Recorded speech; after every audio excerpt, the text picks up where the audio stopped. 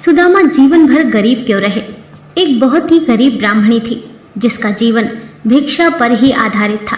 लेकिन प्रभु की इच्छा से एक बार वह समय भी आया जब 5 दिनों तक उसे भिक्षा नहीं मिली और छठे दिन उसे मात्र 2 मुट्ठी चने ही प्राप्त हुए। कुटिया पर पहुँचते पहुँचते रात हो गई और उस ब्राह्मणी ने सोचा कि ये चने मैं रात के समय नहीं खाऊंगी, सुबह भगवान कृष्ण को भोग लगाने के बाद ही इन्हें ग्रहण करूंगी। इस विचार के साथ उस ब्राह्मणी ने चने एक साफ कपड़े में बांधे और रख दिए। वह कृष्ण का नाम जपते जपते सो गई। लेकिन ब्राह्मणी के सोते ही कुछ लोग चोरी करने के इरादे से उसके घर घुस आए। चोरों को वही चने की पोटली बंधी मिली।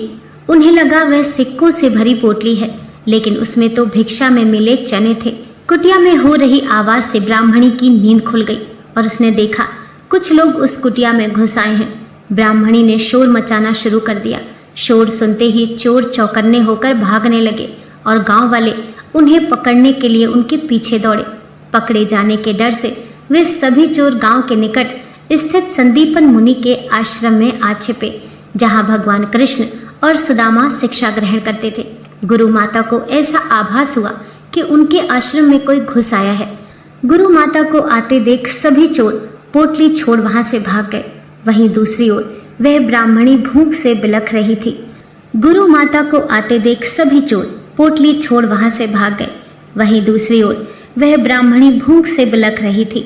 भूखे पेट उसने ये श्राप दिया कि जो भी उसकी पोटली के चने खाएगा वह दरिद्र हो जाएगा।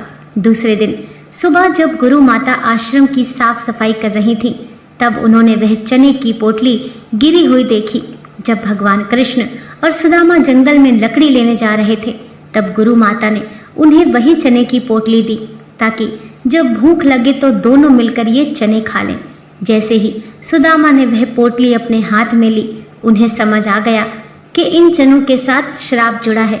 सुदामा ने सोचा कि अगर श्री कृष्ण ने ये चने ग्रहण किए तो सारी सृष्टि ही गरीब हो जाएगी, दरिद्र हो जाएगी।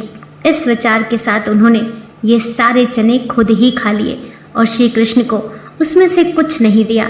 इस तरह दरिद्रता का श्राप सुदामा जी ने अपने सर ले लिया और वासुदेव को उससे मुक्त किया।